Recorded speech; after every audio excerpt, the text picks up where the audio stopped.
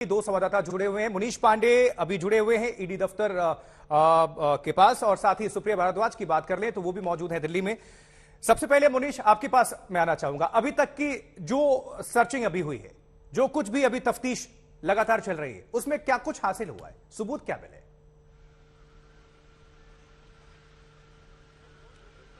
जी देखिए, उसमें तीन महत्वपूर्ण बातें हैं जो अभी तक की कार्रवाई। अच्छा मुनीश, आपका हम रुख कर रहे हैं। राजीव शुक्ला अभी सुप्रिया भारद्वाज के साथ मौजूद हैं। सुप्रिया, बात करें आप। लौट के आना पड़ेगा मुझे।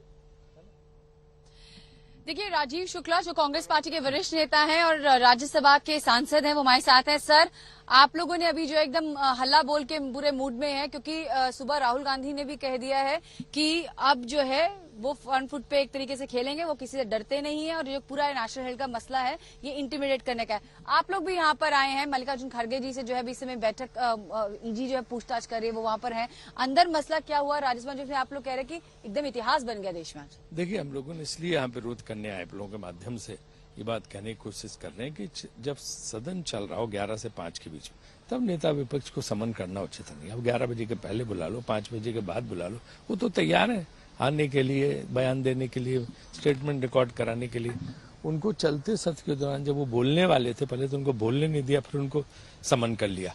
ये चीज बहुत गलत है, इसका विरोध आज हम लोगों ने संसद के अंदर भी किया और बाहर भी कर रहे हैं। जो मिस्टर गांधी ने बोला कि उनको ये हेरल्ड का जो मसला है वो पूरा का पूरा इंटिमिडेट करने का है, उसके साथ साथ उन्होंने कहा कि वो लड़ाई करते रहेंगे, उसको किस तरह देखते हैं आप?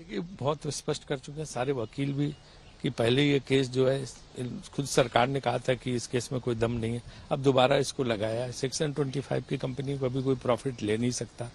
तो ये जो है तौर तरीका जिसके हिसाब से, इसलिए राहुल जी ने जो बोला वो ठीक बोला। इसके साथ साथ कल का जो प्रदर्शन है, क्योंकि यही जहां पर अभी समय है विजय चौक पर, यहीं पर आप लोगों को आना है और उसके यहाँ से आगे राष्ट्रपति भवन जाना है। कल का प्रदर्शन महंगाई के खिलाफ है, प्राइस राइज और बेरोजगारी के खिलाफ है, तो हम राष्ट्रपति भवन की तरफ मार्च सवाल ले लीजिए सुप्रिया, जल्दी से। हवाले से खबर आ रही है, केसी वेणुगोपाल ने कहा है, उन्होंने कहा कि उनको नोटिस मिला है। जी जी जी, अगर कोई डर नहीं है तो फिर ये जांच होने क्यों नहीं दिया जा रहा है? और कोई अगर बात ऐसे लगती है तो कोर्ट का दरवाजा खुला है, खटखटाएं।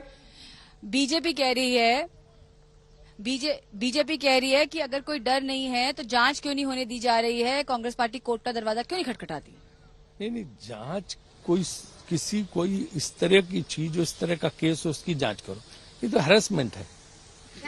तो आप सुन सकते हैं कि राजीव शुक्ला जी क्या कह रहे थे। यहाँ हम इस समय विजय चौक पे मौजूद हैं, आपको हम दिखाना चाहेंगे पीछे जो है कांग्रेस पार्टी के तमाम सांसद। मैं एक जल्दी से क्विक आपको लुक दे दूं कि आप पीछे सारे के सारे कांग्रेस पार्टी के सांसद इस समय राज्यसभा के मौजूद हैं। उन्होंने आके जो है ताबड़तोड़ हमला जो है सरकार पे बोल दिया है और कहा है कि कल का जो प्रदर्शन है वो जारी रहेगा। आपने नजर बनाकर रखे। मुनीश का हम रुख कर लेते हैं। मुनीश, अभी तक की जो जांच चल रही है, सोनिया गांधी से पूछताछ हुई, राहुल गांधी से पूछताछ हुई और मल्लिकार्जुन खड़गे की मौजूदगी है, वहां पर जांच चल रही है। अभी तक क्या कुछ हासिल हुआ, सबूत क्या मिले हैं, साक्ष्य क्या मिले हैं अब तक की? पूरी अगर लब्बो लुबाब बात करें, दर्शकों को बताएं, आप अपडेट करें।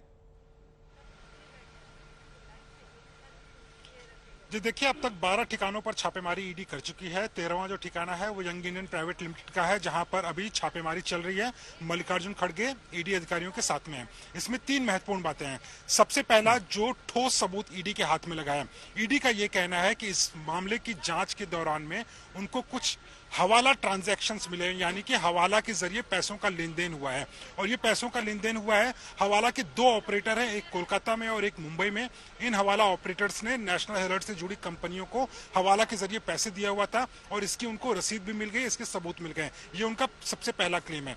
दूसरा जो दावा वो कर रहे हैं कि जब राहुल गांधी और सोनिया गांधी ने अपने बयान दिए हुए थे तो पैसों के लेन देन का ठीकरा मोतीलाल वोरा पे फोड़ दिया था उन्होंने, लेकिन ईडी संतुष्ट नहीं है। उनको कहना है कि उस वक्त सोनिया गांधी कांग्रेस प्रेसिडेंट हुआ करती थी, 90 करोड़ का अगर लोन होता है, उनसे जुड़ी हुई कंपनी में पैसे का लेन देन होता है, तो ऐसा कैसे हो सकता है कि सोनिया गांधी को उसके बारे में जानकारी नहीं थी।